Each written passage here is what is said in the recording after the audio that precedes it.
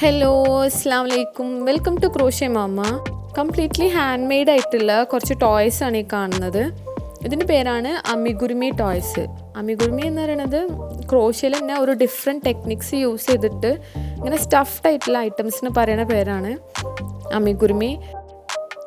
ഇങ്ങനത്തെ ടോയ്സ് നിങ്ങൾക്ക് ഇഷ്ടപ്പെടുന്ന പാറ്റേണിലും കളറിലും വാങ്ങണം എന്ന് ആഗ്രഹമുള്ളവർ എൻ്റെ ഇൻസ്റ്റാഗ്രാം പേജിലേക്ക് വന്നാൽ മതി.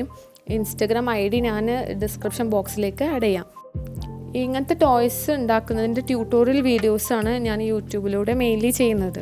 അപ്പോൾ അതിനു വേണ്ടി നിങ്ങൾ ഓൾറെഡി കുറച്ച് സാധനങ്ങൾ പർച്ചേസ് ചെയ്ത് വെക്കണം.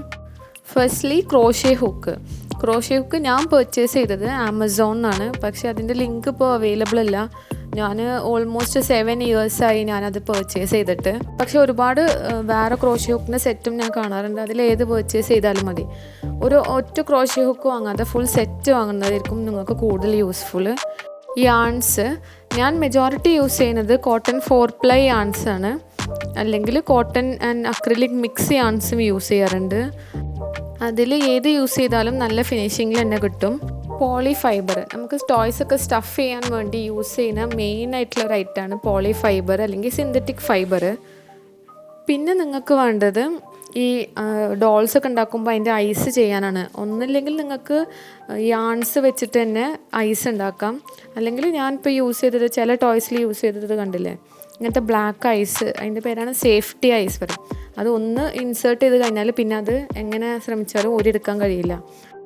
ലാസ്റ്റ് വണ്ണ് ബ്ലണ്ട് നീഡിലാണ്. ബ്ലണ്ട് നീഡിൽ അല്ലെങ്കിൽ ഡാർണിങ് നീഡിൽ എന്നൊക്കെ പറയാറുണ്ട്.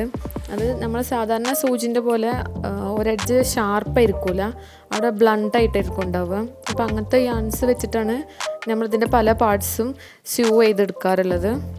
ഇതെല്ലാം റെഡി ആക്കിയിട്ട് ഇൻഷാല്ലാ നെക്സ്റ്റ് വീഡിയോസ് മുതൽ നമുക്ക് ട്യൂട്ടോറിയൽസ് സ്റ്റാർട്ട് ചെയ്യാം. ഓരോ ക്ലാസ് കഴിഞ്ഞാലും ഡെയിലി നല്ലോണം പ്രാക്ടീസ് ചെയ്യണം. പ്രാക്ടീസ് ചെയ്താൽ മാത്രമേ നിങ്ങൾക്ക് ക്രോഷേ പഠിക്കാൻ കഴിയുള്ളൂ. ഇൻഷാല്ലാ നെക്സ്റ്റ് വീഡിയോസിൽ കാണാം. ബൈ.